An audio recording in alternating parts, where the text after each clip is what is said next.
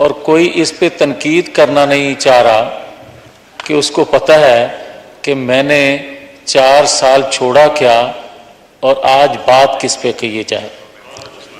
तो गुजारिश ये है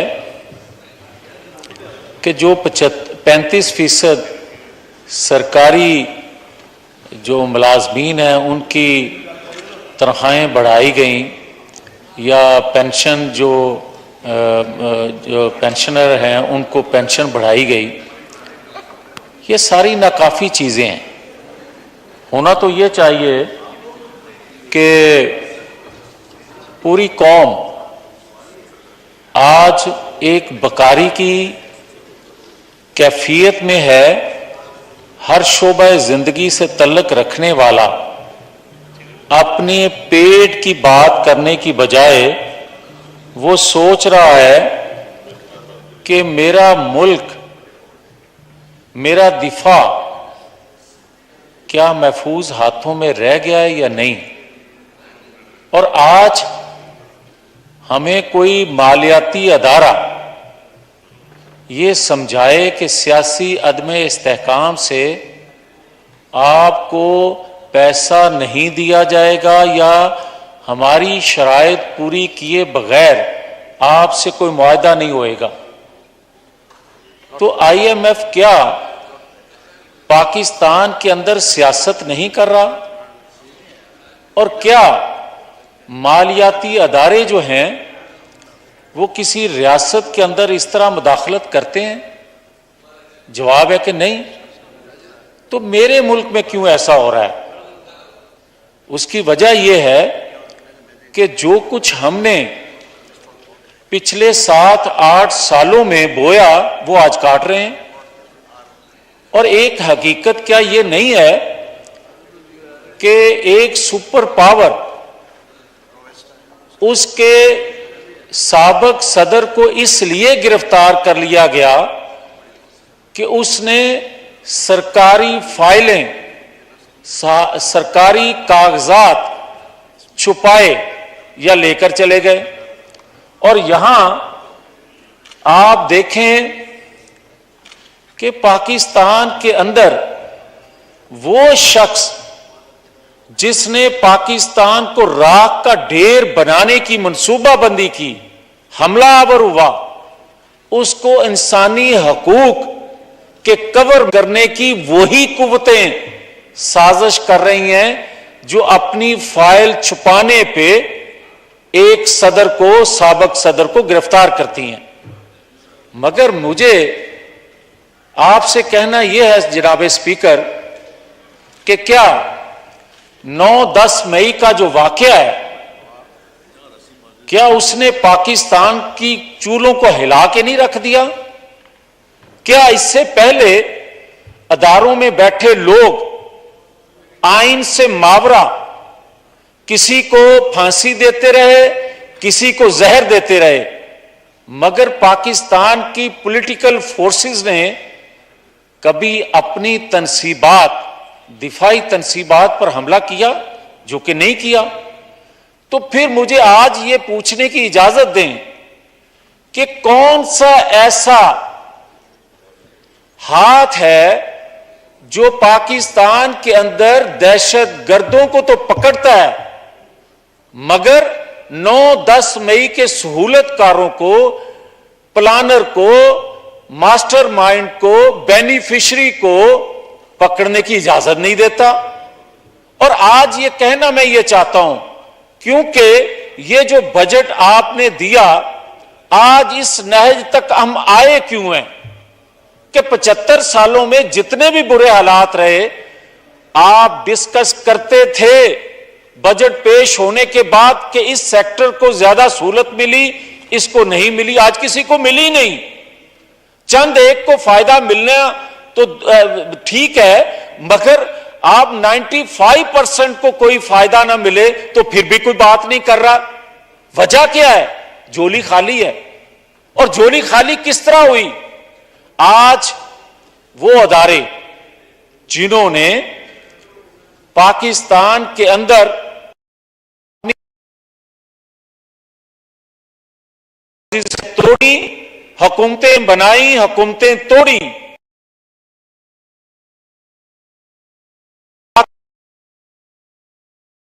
नहीं खोलेंगे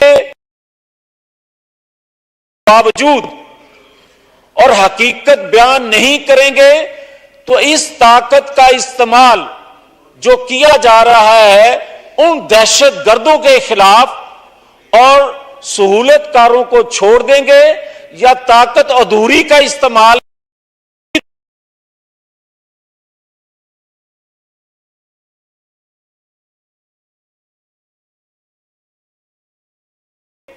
असूल के तहत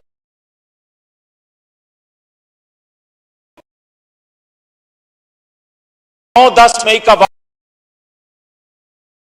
का वाकया जो सहूलतकार हैं अदारे खुद से वो बयान करें कि कौन कौन सहूलतकार था, कौन कौन इसका बेनिफिशियरी था, कौन डिजाइनर था, कौन सी कुव्वतें हैं जो इन तक रसाई नहीं दे रही।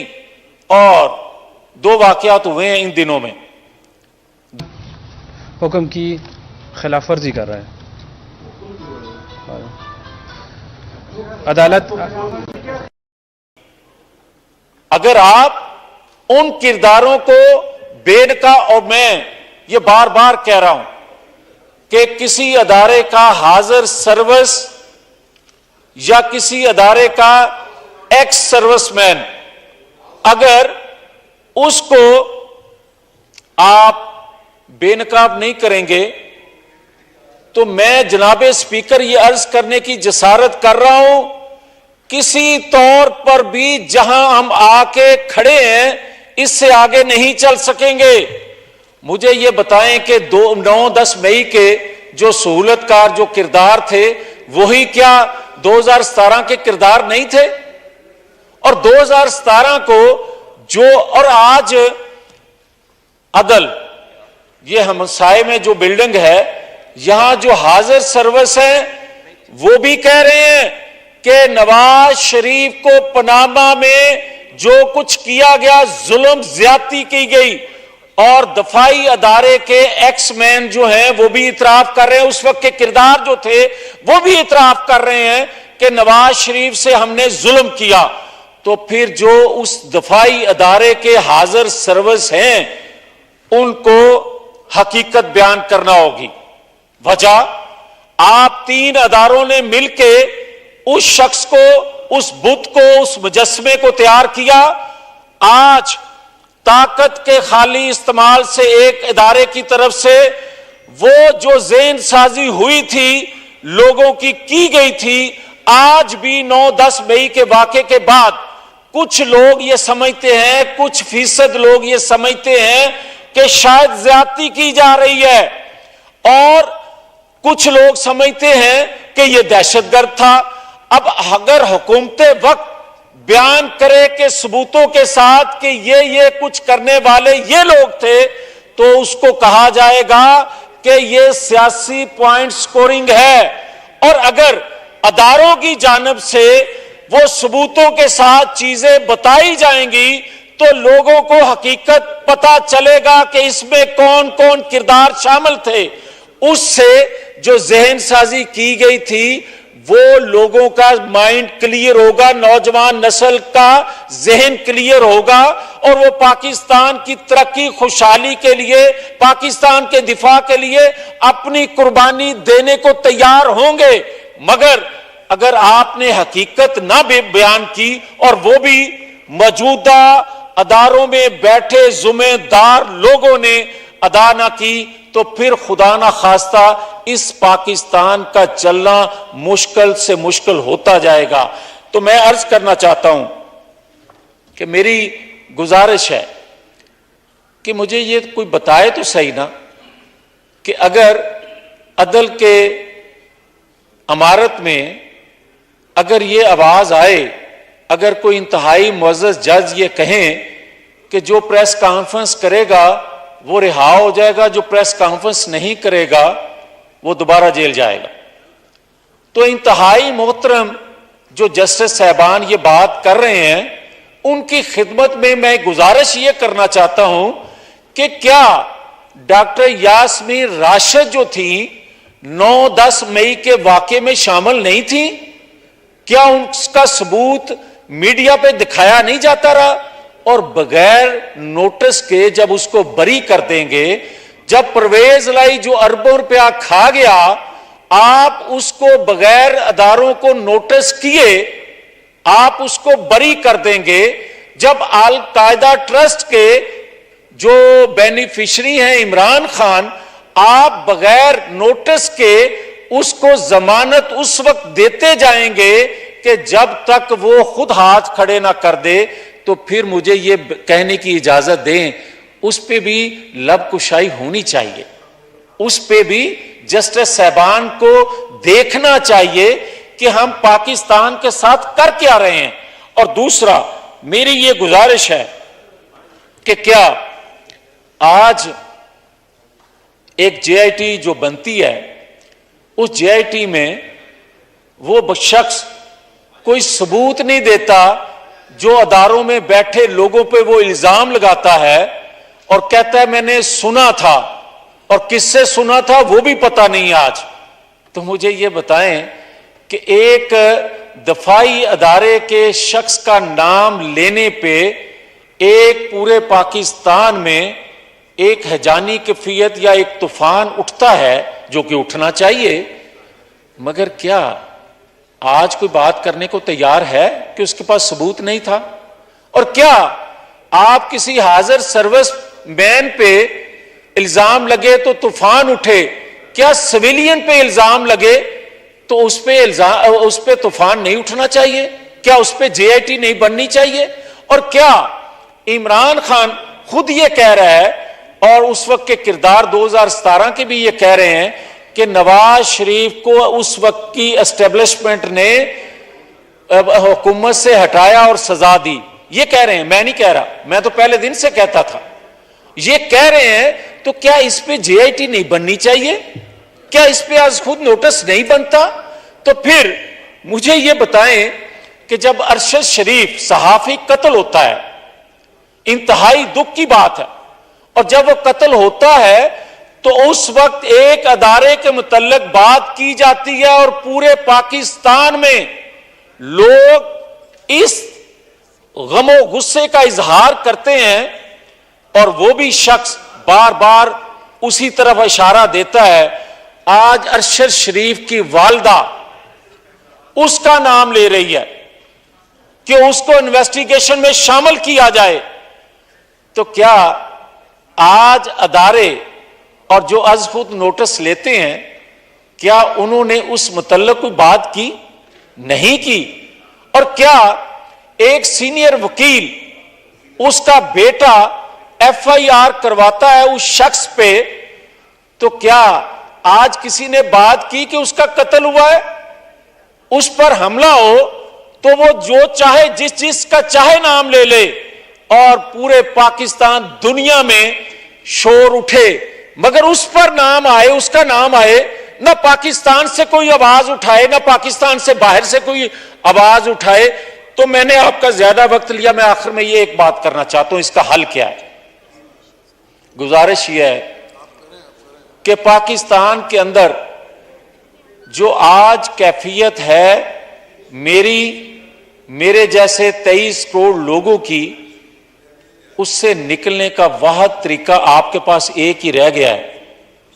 आप 2017 को जो शब खून मारा था, मैं पहले ये बात करता था कि नवाज शरीफ से वो तमाम किरदार माफी मांग के नवाज शरीफ के लिए रेड कारपेट बिछाएं, उन सब किरदारों को कतार में खड़ा करें, उससे माफी मांगे और उसको लेके आए पाकिस्तान। मगर 9-10 मई के वाकये के बाद मैं ये समझता हूं कि किसी के लिए रेड कारपेट की अब जरूरत नहीं रह गई। हम हालत उसमें पहुंच गए हैं कि किसी को मुंह दिखाने के काबिल नहीं रह गए। मगर पाकिस्तान ने चलना है जो कि चलना है, मगर देर बहुत कर रहे हैं आप। अगर मौजूदा हाजिर सर्विस अदारों में बैठे लोग नवाज शरीफ को ये बताएं, ये यकीन दिलाएं कि हमसे पहले लोगों से गलतियां हुई। पाकिस्तान के लिए, खुदा के लिए पाकिस्तान आ जाओ। नवाज शरीफ को जितनी जल्द पाकिस्तान लेकर आओगे, नवाज शरीफ पाकिस्तान में एक ऐसा लीडर, मुतफिका लीडर, 23 करोड़ अवाम का लीडर है जिस पे कौम का एतमाद है, दुनिया का एतमाद है। उसके अलावा यह पाकिस्तान चल नहीं रहा, न चल सकता है। अब भी कह रहा हूं कि उन अदारों को चाहिए देर किए बगैर नवाज शरीफ को ले आए ताकि यह पाकिस्तान चल सके। इस 23 करोड़ अवाम की आवाज है, ना सुनोगे तो देर कर दोगे, जुल्म करोगे और उन किरदारों के सब में खड़ा होगे जिन्होंने नवाज शरीफ को इस पाकिस्तान की तरक्की को रोकने के लिए 2017 का फेल किया। जनाब गौस बख्श महर साहब। बिस्मिल्लाहिर्रहमानिर्रहीम। मेहरबानी शुक्र साहब। सुना कुछ दिन पहले कि बजट स्पीच में नहीं आ सका क्योंकि स्पेशल इजलास शायद मुझे नहीं लगा कि बजट के लिए पुराना इजलास चल रहा था, उसको इजलास करके चलाया गया। सारी पार्टियों ने, जो हाउस में एल पार्टी हैं, उन सब ने मिलकर ये बजट बनाया। लेकिन हम भी 3-4 मेंबर हिस्सा है हाउस के, हमें नहीं पता कि बजट में क्या चीज़ें क्या नहीं, हमारे से कोई कंसल्ट नहीं किया गया। ऑपोजिशन जिसको बनाया गया, ऑपोजिशन इतना इस मुल्क में ज्यादती इस दौर में जहां दुनिया में जमहूरियत है कि ऑपोजिशन मुल्क में असेंबली में ख़त्म की गई। ऑपोजिशन लीडर उठ के कहता है कि बजट जो है बहुत बड़ी अच्छी और बजट की तारीफ कर रहा है। ये हमारी जमहूरियत है, इधर हम जमहूरियत को ला के बिठाया है। इतने मेंबर है हाउस में, आप ये बताएं कि कितने रूलिंग पार्टी के मिनिस्टर बैठे हैं। कोलिशन वाले तो बैठे हैं, लेकिन रूलिंग पार्टी के 1.5 मिनिस्टर बैठे हैं जिनको इतना भी फिक्र नहीं है कि लोग मेंबर बोल रहे हैं या बकवास कर रहे हैं। ये मेंबरों की इज्जत है। अगर मेंबर तकरीर करें, बजट पर कोई बात करें, तो किसको सुनाए? कौन है सुनने वाला? कितने मिनिस्टर बैठे आप बताएं। हाउस का क्या हाल है? उसमें इतनी इंटरेस्ट है हमारा। क्या दुनिया कहेगी, क्या लोग कहेंगे, क्या पब्लिक कहेगी कि भाई हमारी बजट स्पीचेस हो रही है, मेंबर बोल रहे हैं और कोई सुनने वाला उधर नहीं है। कौन सा सरकारी आदमी इधर बैठा है मिनिस्टर सवाए 2-2.5 के? इतने मुल्क की बजट दे रहे, आप इतना नाम ले रहे हैं कि आप इतनी हुकूमत बना के एक गलत आदमी को हटा के, ठीक है कानून के जरिए से ही बना, आप बना के गवर्नमेंट बनाए, कोलिशन गवर्नमेंट सब आपके साथ है। ऑपोजिशन का खाना खा, ऑपोजिशन को आपने खत्म कर दिया। ये नूर आलम ने कुछ बोला, वरना कोई बोलने के लिए तैयार नहीं है कि बजट में क्या है क्या नहीं है। इसमें साहब आप इसको इंश्योर करें। कितने मिनिस्टर मुझे तो नजर नहीं आ रहे। शाह साहब तो मिनिस्टर ऑफ नहीं है। Minister of state for finance and revenue अभी यहाँ मौजूद थी मोहतरमा आयशा साहिबा। मोहतरमा आप नोट ले लिए, मेंबरान बात कर रहे हैं, प्लीज वो गपशप करे या सुने बैठ के। वो जी आप आए। सुबह को हाल ये आपका इस गवर्नमेंट का हाल ये कि सुबह को मिनिस्टरों के कितने बजे दफ्तर खुलते हैं। जी हम भी मिनिस्टर रहे, हमें भी टाइम का पता है। मैं 3-4 मिनिस्टर में गया, मुझे कोई मिनिस्टर नजर नहीं आया दफ्तर में। दफ्तर खाली पड़े, मिनिस्टर नहीं है। इधर आते इधर मिनिस्टर नहीं है। तो मिनिस्टरों को क्यों रात को जगा रहे? खुदा का हुक्म भी है कि रात सोने के लिए, दिन जागने के लिए। तो आपके मिनिस्टर दिन को सोते हैं, रात को जागते क्या करते हमें पता नहीं है। हाँ जी आए आप, मेहरबानी। बात यह कैरी ऑन प्लीज। इस वक्त बजट पेश किया गया है, कितना इंटरेस्ट है लोगों का मुझे ये बताएं। मिनिस्टर फाइनेंस का कितना, मिनिस्टर स्टेट फाइनेंस का कितना इंटरेस्ट है? वो भी जाकर उधर गपशप करने बैठ गई है और टाइम नहीं है गपशप करने का। कौन हमारी पॉइंट ये लिख रहा है? इस वक्त जो बजट बना है, मोहतरमा सुने फिर आप जवाब दें। मिनिस्टर सुन के फिर जवाब देते हैं। ऐसे नहीं कि एक एमएनए बोले और उस पर आप हर एक का जवाब दें। आप इकट्ठे होकर जो गलत बात करें, हम जो बकवास करें, वो आप इकट्ठी होकर जवाब दें। साहब इस बजट में, इस हालात में, जिस हालात में मुल्क चल रहा है, या जिस पर हमारी एक तरीका है हमारा तराशी का, जो भी पिछली गवर्नमेंट थी वो खराब कर गई। 8 में जो गवर्नमेंट आई उसने जो चीजें की वो 13 वाली के लिए खराब थी। जो 13 में की चीजें वो 18 वाली के लिए खराब थी। जो 18 में हुई वो अब वाली के लिए खराब है। लेकिन हर गवर्नमेंट कोशिश करती है कि बजट ठीक करे, लोगों को सही चीजें पहुंचाए और लोगों का सही ख्याल करे। इस साल हमारा एक बड़ा बुरा साल गुजरा है पिछला, हर लिहाज से, सियासत से, माशियात से, तबाहकारी से। इतनी तबाहकारी सिंध में हुई, मुझे एक मिनिस्टर इधर से उठ के बुलाए, फेडरल में से उठ के बताए कि हम उस तबाहकारी को अभी देखने गए कि रिहेबिलिटेशन क्या हुई है। मैं पीपल्स पार्टी के मिनिस्टर के लिए नहीं कह रहा हूं, जो हमारा बड़ा पार्टनर है, एक बंदा नहीं गया कि क्या क्या अभी तक काफी इलाकों में अभी तक रिपेयर वर्क नहीं शुरू हुई है। अब जिन ड्रेन्स ने, कैनाल के बंद टूट गए जिसकी वजह से तबाही आई, जिसकी वजह से ये सारे फ्लड आए, अगर पानी आ जाएगा, आ गया अभी पानी थोड़ा बहुत, उसमें कैसे सिल्ट की टेंस होगी, कैसे ये बंद बनेंगे। पूरा महीना में भागता रहा हूं उधर डिपार्टमेंट के पीछे। आज अभी मुझे किसी ने बनाया कि शायद अभी मशीन आ जा रही है, जो 5-6 दिन से पानी पहुंच गया हुआ है। अब इस सूरत हाल में एक तरफ से कहते मुल्क के हालात खराब है, जो भी मिनिस्टर अक्सर उठता है एक पार्टी का सवा एक बंदे को और बात नहीं करता। हमने तो नहीं इमरान खान को चुना था, सिंध ने तो उसको मेजोरिटी नहीं दी थी, आपने खुद चुना था पंजाब वालों ने, आप ही तंग हुए और अभी सारा दिन उसे जान नहीं छूट रही है। डालो जेल में उसको अपनी तरह की। अभी ये जो बजट दी है, आप एमएनए जो है सरकारी एमएनए, सरकारी मिनिस्टर, इसकी तशरीह करो, बताओ कि भाई क्या क्या चीजें हैं, कैसे कैसे कर रहे हैं। हम सबसे ज्यादा एग्रीकल्चर कंट्री है, एग्रीकल्चर में आपने क्या भी दिया है, बहुत बड़ा बताया है। इस वक्त एग्रीकल्चर में किस चीज की जरूरत है, जितने एग्रीकल्चर बैठे बताए तक बिजली हम अफोर्ड कर सकते, पानी हम दे सकते हैं, मिल सकता है। एक ही वाहिद चीज है सोलर सिस्टम। सोलर सिस्टम के लिए पैसे रखे गए, लेकिन ये पैसे ऐसे ही जाएंगे, या तो ये आप ऐसे करें, हर एक एमएलए से कंसल्ट करें, एमपीए से कंसल्ट करके करेंगे, तो फिर जो तो मुल्क की खिदमत तो नहीं हुई ना, फिर तो इमरान खान वाली खिदमत हुई ना, कि आप भी वही काम कर रहे हैं जो अपने लिए कर रहे थे, तो आप क्यों ऐसे कर रहे हैं। जितने एमएलए, जितने हल्के, उनको बुलाएं, उनसे पूछे भाई कहां कहां जरूरत है, क्या जरूरत है, किधर किधर स्वीट वाटर है। एक तरफ से हमारे पास सिंध में पानी का बहरान रहता है हर साल, क्यों नहीं एक साल अब ज्यादा पैसे एग्रीकल्चर वाटर को देके और पानी में शाह साहब बैठे, कितनी जगह पर मीठा पानी है। आप एक मरतबा सोलर ट्यूबवेल लगवा के दे लोगों, फिर उन लोगों को खुद मेंटेन करें, लेकिन कोई इधर ध्यान नहीं है। सीड आपने, आपकी पैटी का कौन सा नया सीड आपने इस साल मंगवाया जो अभी हम काश्त कर रहे हैं। वीट हुई, बम्पर क्रॉप है। बम्पर क्रॉप कैसे हुई है? बम्पर क्रॉप ऐसे हुई कि पानी जल्दी उतर गया, सीजन मिल गई, वाटर लॉगिंग नहीं हुई, उसकी वजह से बम्पर क्रॉप हुआ। आपने क्या सब्सिडी फर्टिलाइजर में? अच्छा, सीड कौन सा नया आपने मंगवाया वीट के लिए? वही पुराने सीड थे सिंध में, हमने वही किए। अभी पैडी के लिए कौन सा सीड, कौन सी सब्सिडी है सीड या फर्टिलाइजर अभी आप दे रहे हैं हमें? बातें तो बहुत करते, सवाए सियासत के। अब जान छोड़ो सियासत को, सियासत गई, इलेक्शन आ रही है, अब लड़ना जीतना है, लेकिन अभी तो काम की बात करो। सुबह से उठ के शाम तक इमरान खान, जाके इमरान खान को बंद करो, जन्म डालो। हम क्यों फंसे इमरान खान से? जेल में भी आप डालो तो जो भी करो। इतना हाउस पर हमला कर दिया, सिंध में तो हमला नहीं हुआ किसी हाउस पर, बलोचिस्तान में तो नहीं हुआ, पंजाब में तो नहीं, केपीके में तो नहीं हुआ। किसने किया? कहां से लोग आए थे? आप में से ही थे। आप उस शहर में मेजॉरिटी रखते, आप क्यों नहीं लोगों को कन्विंस करते कि ऐसी चीज की हरकतें करते?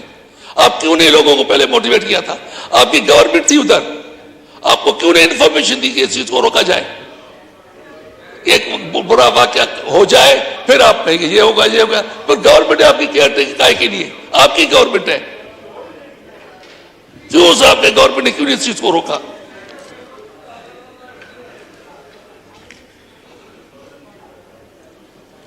अभी हमारे यहां साहब स्कार्फ ड्रेन्स हैं। मरहम शहीद भुट्टो साहब ने ये स्कार्फ ड्रेन्स बनवाई थी शुरू में, पूरे जहां जहां वाटर लॉगिंग थी जिस एरियाज में, उनके लिए यह कहा गया था कि इन पर बाहर से पानी नहीं जाएगा, ट्यूबवेल का पानी जाएगा जो पानी सक करेगा, एक्स्ट्रा पानी। अब एक्स्ट्रा पानी तो नहीं है, अभी कैनालों का पानी उसमें जा रहा है।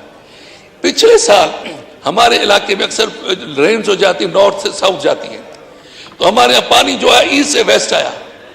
कल शाम तक कोई एक मशीन नहीं गई है जो जाके उसकी जो बंद टूटे उसको ठीक करे या उसकी सिल्ट को संभाले। महीना पूरा मैं इंजीनियर के पीछे रहा हूं, इंजीनियर से फोन पर नहीं मिल रहा है, जो मैंने आपको प्रिविलेज दिया है।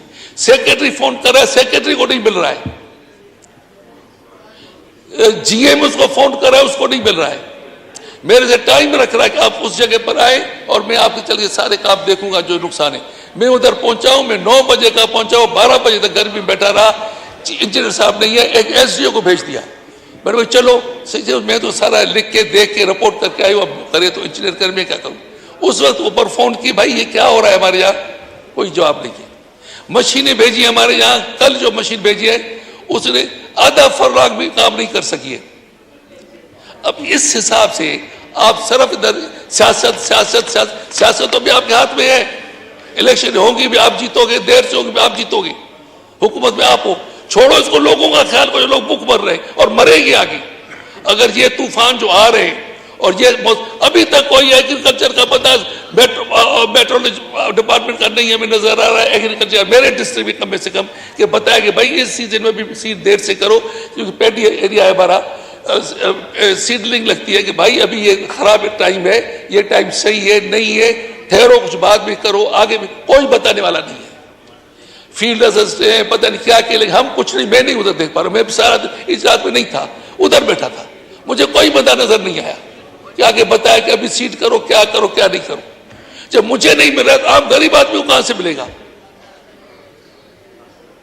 तो ये चीजें जो है इनको तो कोई देख नहीं रहा है। सुबह से टीवी पर भी एक ही बात वही सुनते हैं, शाम को सोते वही बात सुनते हैं। तो भाई इतना डर है तो इलेक्शन करा के जान छुड़ाओ, कुछ लोगों की खिदमत करो, लोगों का काम करो। टीवी पर भी वही सुन रहे, मिनिस्टर इंचार्ज है कोई मिनिस्टर ऐसे आके वही बात करते। हाउस में ये हाल है। अब कितने एमएलए सुन रहे हैं, कितने मीडिया, कितने कौन हमारी स्पीच सुन रहे हैं। हम तो कब बकवास कर रहे हैं। क्या ये नुमाइंदगी है इस हाउस की, क्या इस हाउस की आप इज्जत, आप कह रहे कि उन्होंने इज्जत नहीं की, उसने इज्जत नहीं की, हमने क्या इज्जत की है। हम क्या हाउस को अहमियत दे रहे हैं। कितने लोग हाउस में बैठे, ऑपोजिशन में आपने खत्म कर दी, गवर्नमेंट भी आप ही है, सब कुछ आप ही है। पीपल्स पार्टी ने पता नहीं क्यों 2-4 सीटें लेके वो बैठे, वो भी अभी कभी कभी उनको जरूर ज़हन पर आती होगी उधर से जो अब इलाके हमारे में मुसीबत हो रही है उस पर जरूर वो बात करेंगे, करते होंगे।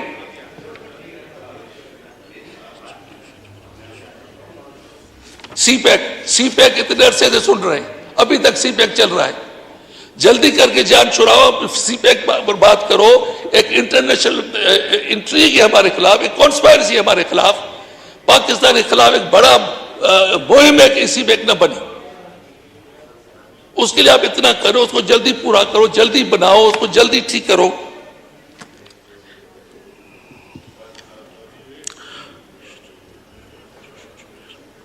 दूसरा, जितना सिंध गवर्नमेंट को आप कह रहे हैं कि सिंध गवर्नमेंट पर अब सब सारा कुछ करेगी, लेकिन मैं नहीं समझता हूं कि सिंध गवर्नमेंट को इतना इरिगेशन का जो नुकसान हमारा पिछड़ा हुआ है और इसका ये कर सकेगी। इस साल वही मुसीबत होगी।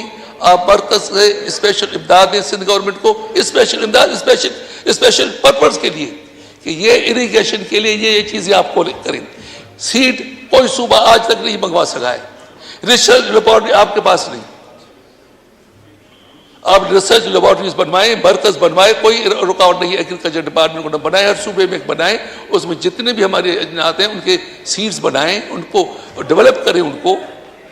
फिर सिर्फ सियासत ने तो खाना खराब किया। 58 से पहले जो हम सियासत सुन रहे थे उससे बदतर तो अभी आ गई हमारे पास सियासत। आप बैठे आराम से बैठे, कोई अभी आपको हटा नहीं रहा है, कोई नहीं हटाएगा। आप तरीके कानून के तहत इलेक्ट हुए, ये लेन देन होती रहती है थर्ड वर्ल्ड कंट्रीज में, चाय भी पिलाते रहते हैं पंजाब हाउस सिंध में, कोई बड़ी बात नहीं है, हम पीते हैं, हम आदि इस चीज के। लेकिन मेहरबानी करके अभी मुल्क का काम करें। सुबह को मैं आता हूँ 1-2 मिनट से आते, सवाए इसके कोई बात ही नहीं होती। ओ बाबा खुदा के वास्ते जो बजट दिया इसको तो आगे करो, इस पर तो इसकी वजाहत करो। अभी आप प्राइवेट साहब ने मेहरबानी की काफी पैसे रखे सोलर सिस्टम के लिए, सोलर के बगैर काम नहीं चलेगा, अभी बिजली अफोर्ड नहीं कर सकेगी, लेकिन सोलर कैसे देंगे। अब हर एक इलाके के एमएनएमपी से कंसल्ट करो, क्यों चंद से करते हो चंद से नहीं करते हो, वजह क्या।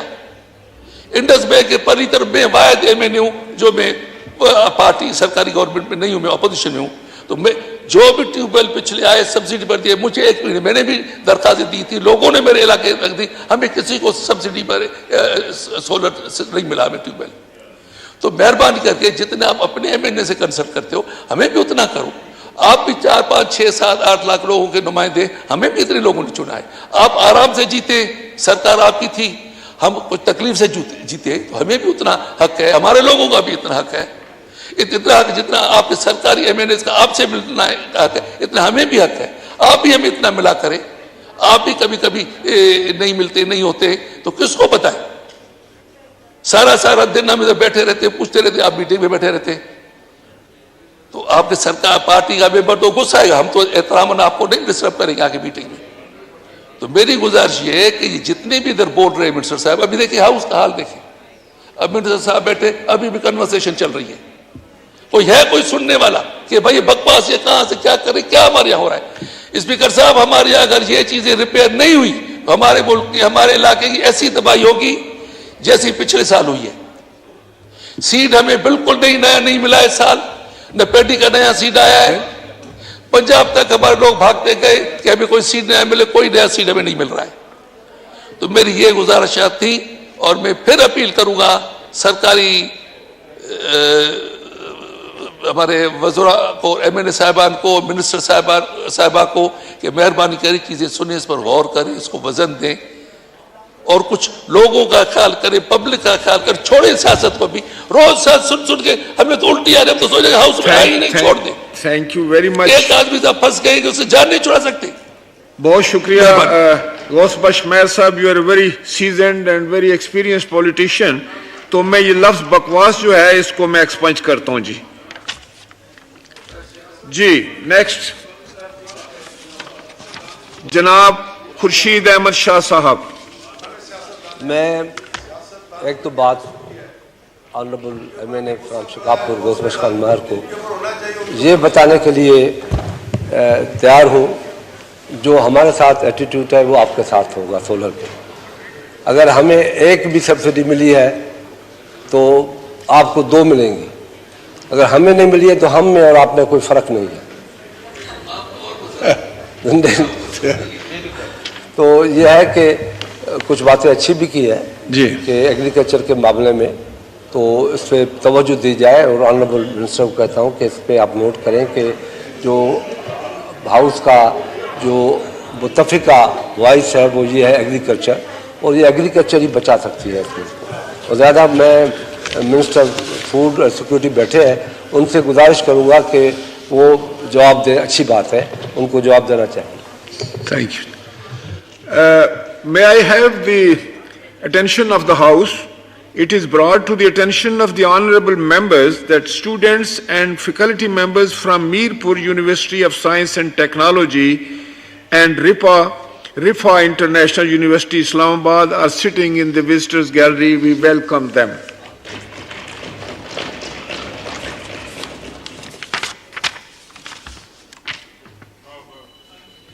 जनाब खुर्शीद अहमद जुनेजो साहब। जी मोहतरम तारिक बशीर चीमा साहब।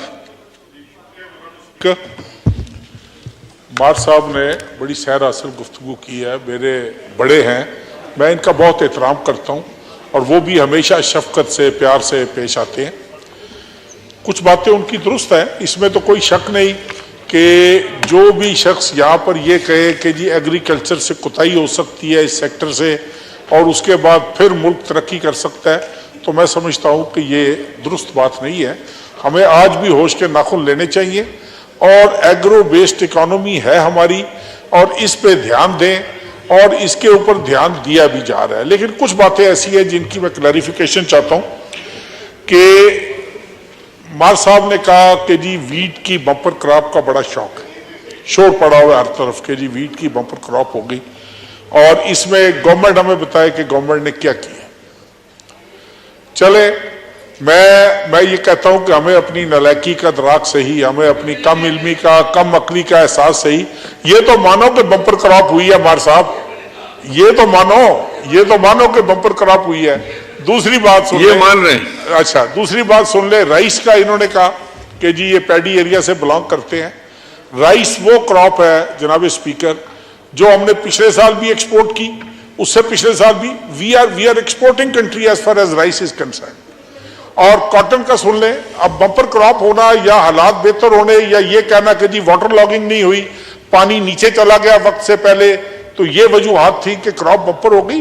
अल्लाह ताला ये नीतों का हाल अल्लाह ताला जानता है, इन्नमल अमालु बिन्नियात। हमारी नीयतें ठीक है, अल्लाह ताला का साथ हमारे साथ है। मार साहब आप क्यों परेशान होते हो इस बात पे? अल्लाह ने मेहरबानी की है, तबाही भी हमने फेस की। सिंध में, सिंध टोटल तबाह हुआ, वो तबाही भी हमने फेस की। उन लोगों को भी, अब देखें बहुत सारे ये डिवॉल्व डिपार्टमेंट है, सिंध गवर्नमेंट ने इतना कुछ किया है इसके ऊपर, वो भी आपके इल्म में है। लेकिन जो आप कह रहे हैं, मैं उसका जाती तौर पर देखूंगा कि आपके पास एग्रीकल्चर का स्टाफ क्यों नहीं जाता, क्यों नहीं गया। I will ensure it. मुझे चाहे सिंध गवर्नमेंट को रिक्वेस्ट करनी पड़े, मैं उनको रिक्वेस्ट करूंगा कि वो जाकर आपके एरिया को विजिट करें। सीड सोलर, अभी तक एक भी ट्यूबवेल, ये पहला बजट है, ये फाइनेंस मिनिस्टर साहब बैठी हुई है, state minister, this is the first budget जिसमें पैसे एलोकेट हुए हैं। और आज भी मीटिंग है, आज भी प्राइम मिनिस्टर मीटिंग ले रहे हैं कि हमने कितने ट्यूबवेल जो है इस साल सोलर, इसको डाइवर्ट करना है सोलर पे, और किस किस तरीके से सूबों में उनकी डिवीजन होनी है। बाकी अगर आप ये कहें कि कुछ सरकारी एमएनए को मिला, नहीं, इसमें देखें नहीं मिला, मार साहब नहीं मिला, प्लीज ट्रस्ट में, अभी तक नहीं मिला। हाँ, कल को हम दे दें वो एक अलग बात है। अभी तक मैं आपको बड़े सुकून से कह रहा हूं कि अभी तक हमने ऐसी कोई हरकत नहीं की। चले, दूसरी बात सर ये कि जरूर सुबह उठ के टीवी ऑन करना है, और टीवी पे आपने बंद करो ये टीवी शीवी सर ये हमारे लिए काबिल एहतराम है। और इनके जो जायज मसाइल है, वो he is a good, very good agriculturist, बड़ा प्रोग्रेसिव एग्रीकल्चरिस्ट है, बड़ा जिम्मेदार है। और इंशाअल्लाह ताला मैं जाती तौर पर मार साहब आपका ताबेदार हूं, और मैं I will make it, I will ensure कि सिंध गवर्नमेंट का जो अमला है, सीनियर ऑफिसर्स जो हैं, वो आपसे रब्ता करें। ये एग्रीकल्चर में, एजुकेशन में, हेल्थ में ये गलत सोच रखना, मैं समझता हूँ ये इससे बड़ी क्रिमिनल सोच और हो को नहीं सकती। अल्लाह खैर करेगा इंशाल्लाह। Thank you ji. Thank you for the explanation. जनाब रमेश लाल साहब।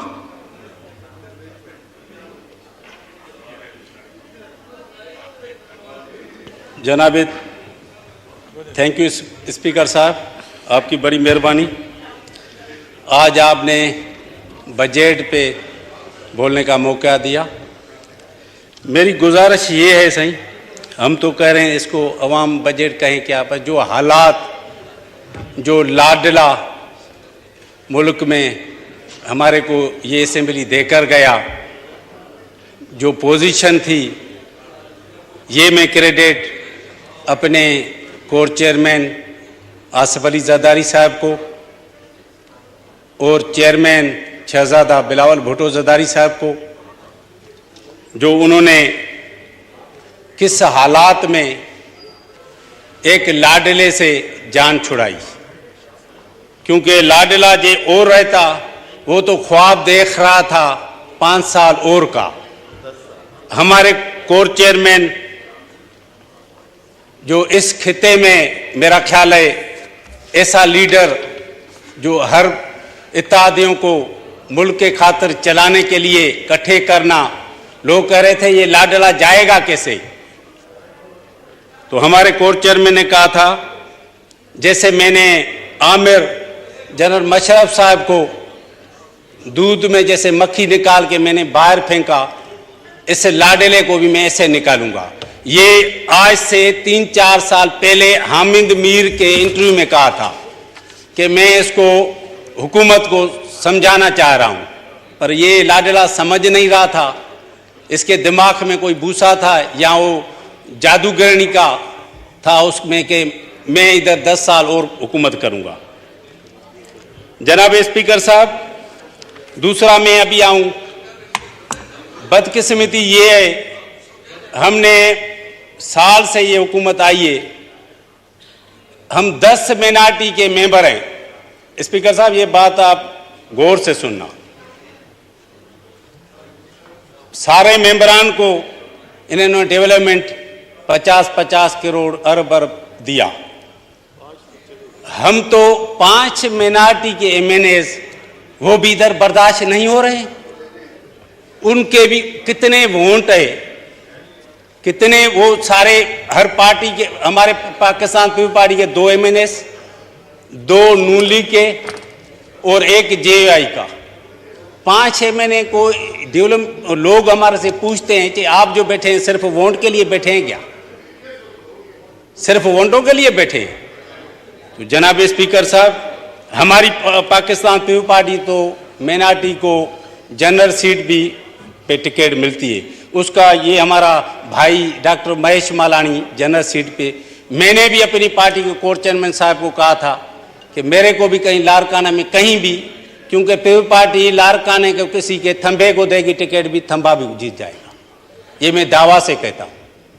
तो मैंने कहा आप सीट पर, हमारे कोर चेयरमैन साहब ने कहा आपको तो हम 1 नंबर पे रखते हैं, आप क्यों खर्चा करेंगे?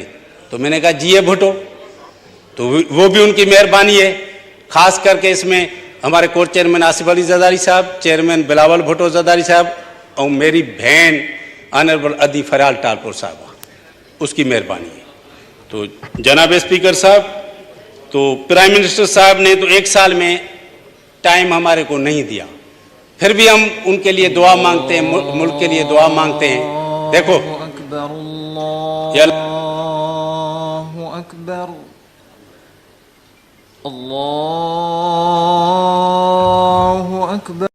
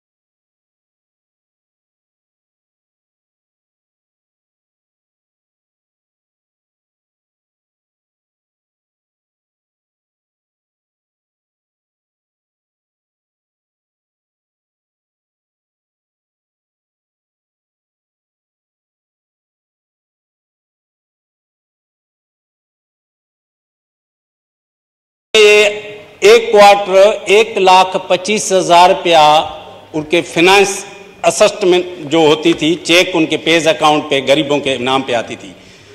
उन्होंने ये भी कहते हैं पैसे लैप्स हो जाते हैं। भाई 1 लाख में पूरे मुल्क में कैसे मेंबर उनको डिवाइड करेगा?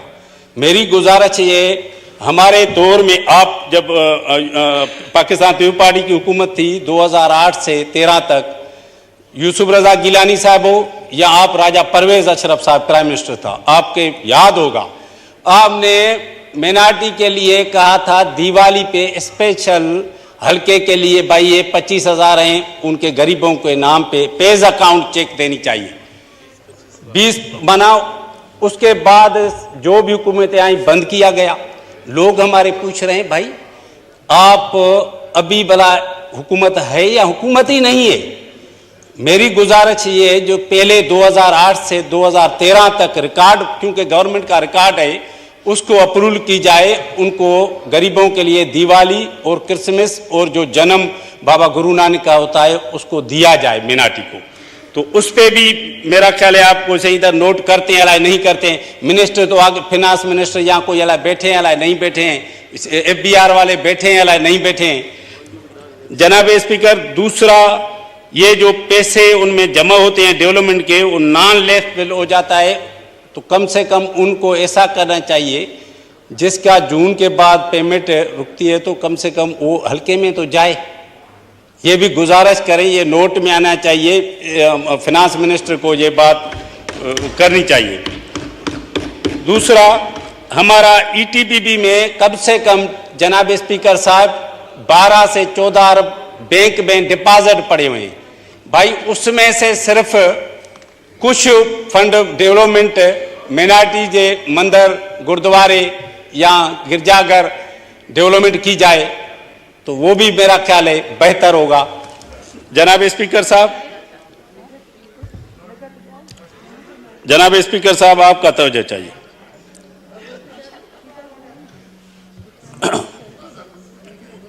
जनाब स्पीकर साहब, मेरी गुजारिश ये है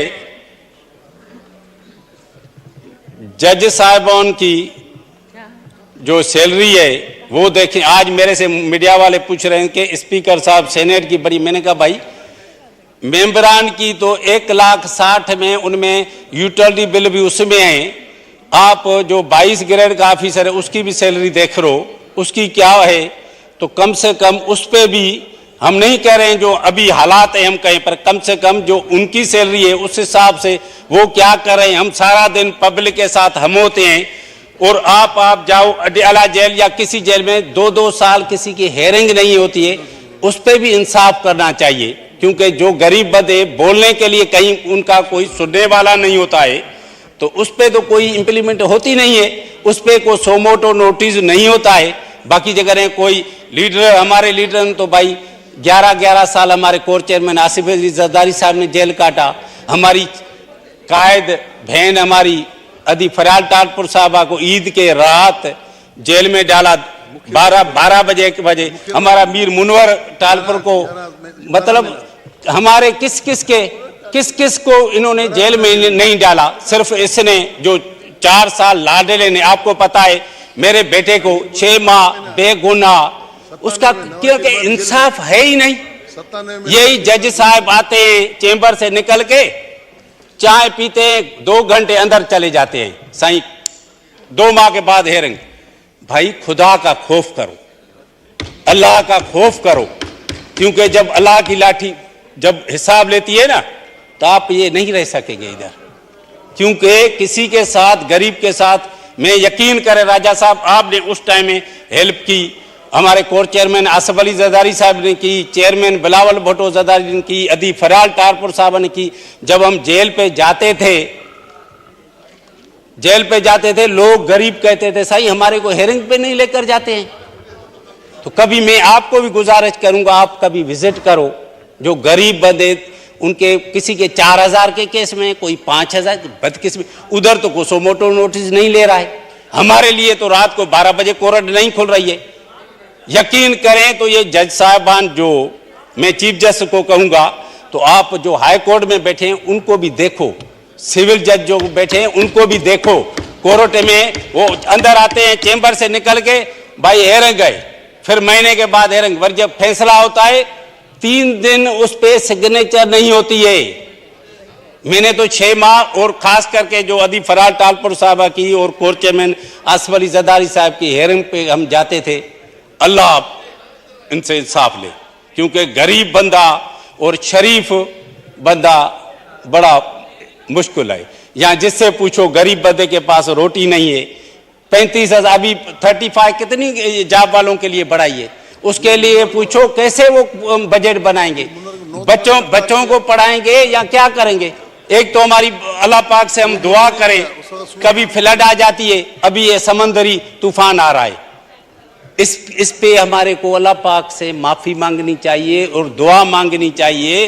तो मुल्क के लिए दुआ करें कि ये हम इन मुसीबतों से निकलें तो हमारी मैशियत भी अपने पांव पे आ जाए। और दूसरा, इधर देखो ना 4-5 मिनिस्टर बैठे, आप मिनिस्टर साहबान हैं नहीं, पता नहीं कहां से आते हैं, कहां से होते हैं।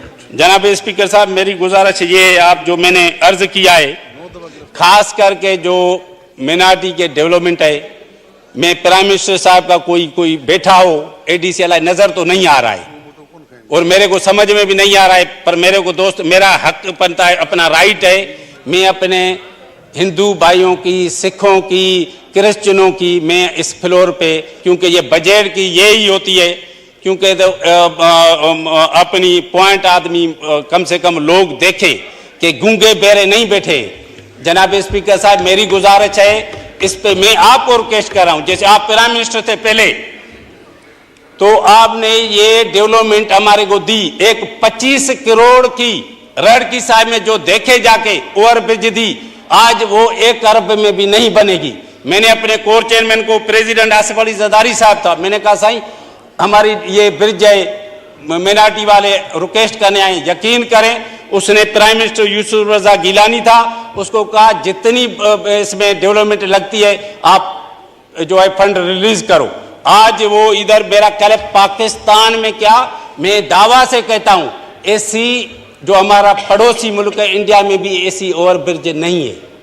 Thank you. तो आप कभी विजिट करें तो डर की साहब साईं सादराम के सचो सतराम के पास ये बनी हुई है, मुख्तलिफ पंजाब साहब आप जाएं, जनाब स्पीकर साहब पंजाब साहब जाएं गुरुद्वारा, वो भी हमारे दौर में चेयरमैन था ETBB आसिफ हाशमी, उसने काम कराया। मेरी गुजारिश ये है, इस पे थोड़ा इंप्लीमेंट कराएं। ख्वाजा साहब, कभी कभी हम बोलते हैं, कभी हमारे को भी बोलने दे। जनाब स्पीकर साहब, मेरी गुजारिश ये है, प्राइम मिनिस्टर साहब को कोई मैसेज दिलाएं, कह रहे हैं कभी कोई अकेलती बोले उस पर इम्प्लीमेंट भी करो। मेरी आपको दोबारा रिक्वेस्ट है, जो खास करके हमारे मिनारिटी के भाई हैं उनके लिए दिवाली वाला ये भी आपके हुक्म पे होना चाहिए, और नान जो है लेफ्स बिल ये बना हमारे जो हैं वो नहीं हो जाए, ऐसे जो आती है, इस पे मेहरबानी करके जो इधर खास नोट लगाते हैं उन